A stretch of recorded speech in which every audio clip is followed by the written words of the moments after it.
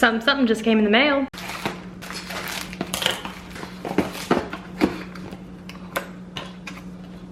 Comes with a case. Ooh. zinff reached out to me asking me if I would like some of their glasses.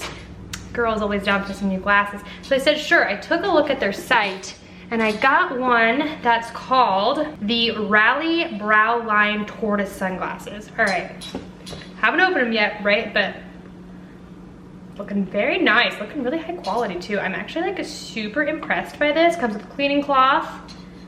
The cleaning cloth has zinff on it. Guys, big fan. All right, so this is what they look like.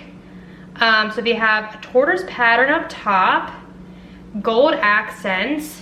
There's like a little thunderbolt here on the sides. All right, let's see what these bad babies look like on. Boom. Holla at your girl. I really like these, y'all. When they reached out to me, they had like a ton of styles online. And these are the types that I picked out. If you're not really into, I don't like really have a pair of sunglasses like this, so I just thought I'd try it out. But I am like super into this. Also, if you're interested, I'll be having a discount code in the bottom below. Feel free to check it out and get yourself a new pair of sunglasses if you need some. Hey, it's SJ and welcome to another episode of YouTober. YouTober stands for YouTube plus October because of my love for fall.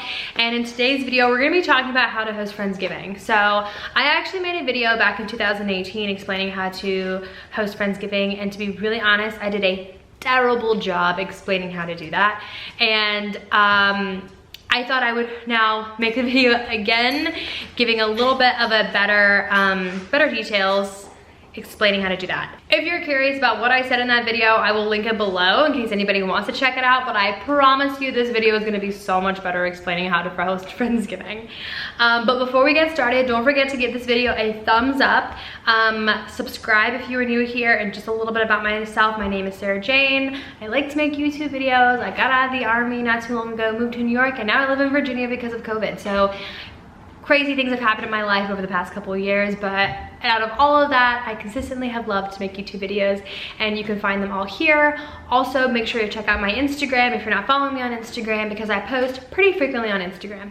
But without further ado, let's go ahead and jump into the video. All right, so just for a little background, I annually always host Friendsgiving and Litmus. But this year, I don't think Litmus will be happening because of COVID.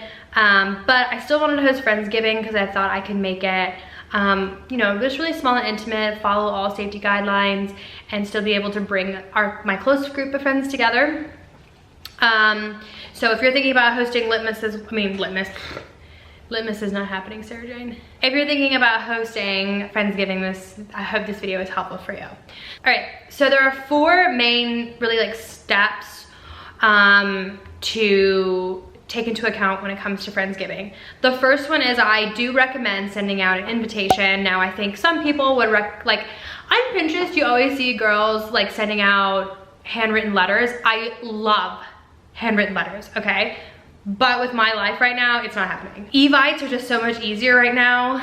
If you have time to send out a handwritten letter, absolutely go for it, a handwritten invitation. I personally do not have that kind of time at the moment, so I recommend an Evite. I use paperless post, and I can put an example of like what I pushed out this year.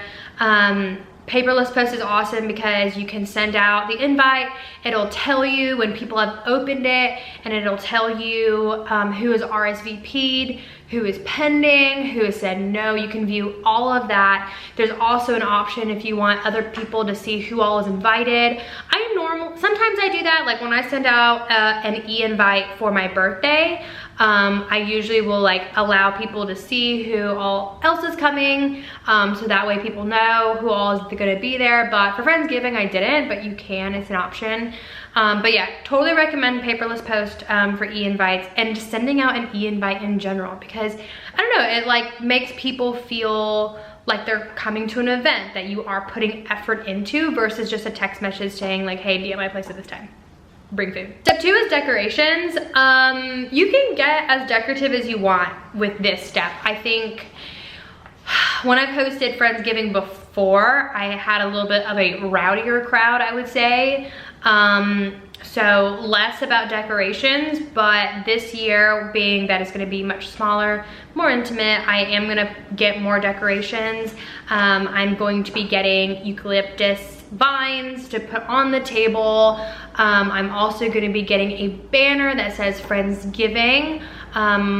And I'm gonna be putting that on a wall so that way people can like take pictures on the wall that says Friendsgiving on it. You can get as festive as you want with this. If you wanna get like napkins, lots of pumpkins, you can literally go as crazy as you want. If you're thinking about Friendsgiving though, I would at least recommend some sort of banner that says Friendsgiving or gobble gobble or like wear your fat pants or some sort of banner to have as a backdrop for photos.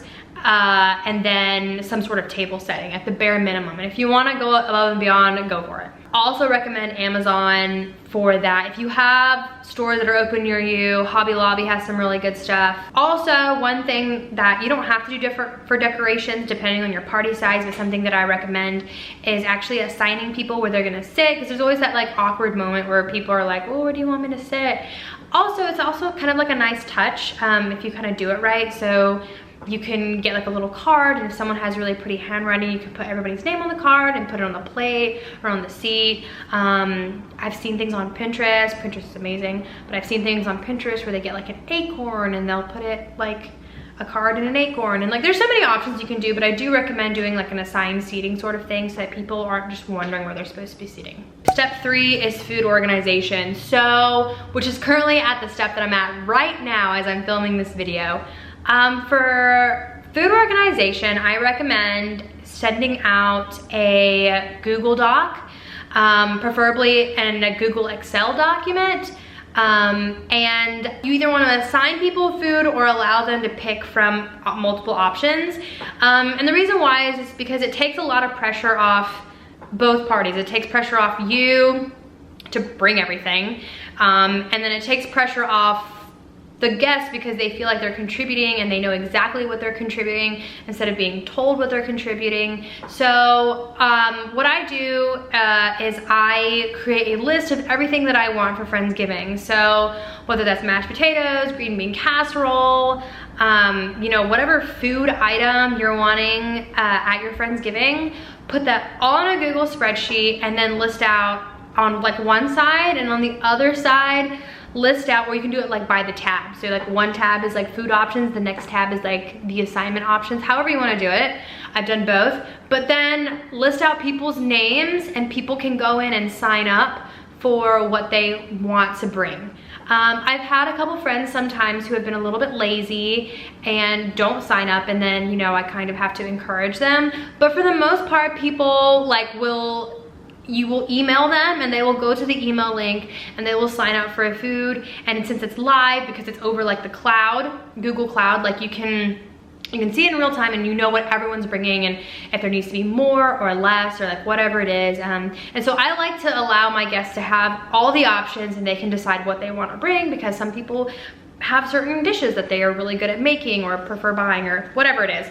But absolutely 100% make food organized for your event. So pre-plan this, but nevertheless, however you decide to do it, just make sure that your guests are tracking what food they should be bringing to the event. This next part you can do however you want, but it's kind of like the layout of Friendsgiving. So I mentioned kind of before having a wall with something that allows people to take pictures. I think the Friendsgiving balloons are really an easy way to do that on like a blank wall. If you have a big table, you can put the food on the table. I have not a huge table. I have like a normal size family table. So I recommend doing buffet style. It also makes it easier because you're not like reaching over one another. So if you have an extra table that you can put to the side of the dining room table, or if you have an open counter, which is what I'm gonna be doing, my kitchen counter is like a very open floor concept. I'm gonna put all the food there and people can just go through in a line and pick whatever they want and bring it back to their seat. And then I feel like this is a no-brainer, but I feel like I should just say it anyways. Just make sure that there's enough seating for everyone. I feel like that's super awkward whenever, because I've had this happen before. I'm like, well, my last, It's not litmus, Sarah J, let litmus go. My last Friendsgiving, I just did not have enough chairs for everyone. So we had people at the dining room table, we had people in the living room, and then we had people sitting outside on the patio furniture. And for a bigger party like that, you know, that's totally okay. But if it's possible to get everybody at the same table, try to. And if you can't, just make sure there's enough seating for everyone. Luckily, I had enough seating for everyone, but I'm sure that some people have not. All right, so that's just like the layout. Just like think about that beforehand of how you want everything to look at your place. Last but not least is kind of like the end of the night. So after you have eaten, you can play games if you want. I probably will be having games because usually after Friendsgiving we'll go out, but that's not happening this year thanks to COVID, so I'm probably gonna host games. So if you have any game recommendations, please leave them in the comment below because I'm totally open to this. But when it's time for everyone to leave, two things. One, I haven't done this before, but it was recommended and I'm gonna share it with you guys. Everyone bring a container, and people don't just bring back the things that they brought, they can bring back a little bit of what everybody brought. So that's an idea. I like that idea, and I'm gonna tell everyone to do that. You know, bring a container with you, that way you can bring back other things that people have brought with them. But then another thing is I recommend honestly letting people have like a party favor when they leave. And by this, I don't mean anything extravagant. You can totally do something extravagant. I will not be doing anything extravagant. So this year I will probably bake cookies, put them in a cute little like bag, and then probably write something nice on a card to like stick on top of the bag that says like, thanks for being my friend, or like something like that. But like, I like to let people leave with something with them to take with them, you know, like I just think that's a really nice touch to the evening, kind of classy, keeping it good up in here. So yeah, so that is part number 4 of Friendsgiving. I guess 5 if you include the fact that the organization of the house is a step. So that was my 5-step process of how to host Friendsgiving. I've done this before, and I feel like this is like what works without getting too over the top. Obviously, you can get as over the top or below the bottom as you want to be, but you know, if you're trying to shoot for something above average, I think this is the formula for it. So that's gonna be it for this video, guys. I hope you enjoyed it. Let me know in the comments below if you're hosting Friendsgiving or going to a Friendsgiving this year. I love Friendsgiving. I love this time of year. I think there's just something really wonderful about being appreciative of the things that you have, as well as the people in your life, which is why this is my favorite holiday and time of year. So without further ado, I'm gonna let you guys go, but don't forget to give this video a thumbs up if you enjoyed it. Share it if you know that somebody is gonna be hosting Friendsgiving and could use a tip or two. And then subscribe so you can see more of this face and more of YouTober. And then also follow me on Instagram because I'm on Instagram all the time. Instagirl right here. All right, that's it guys, and I'll talk to you guys later. Bye.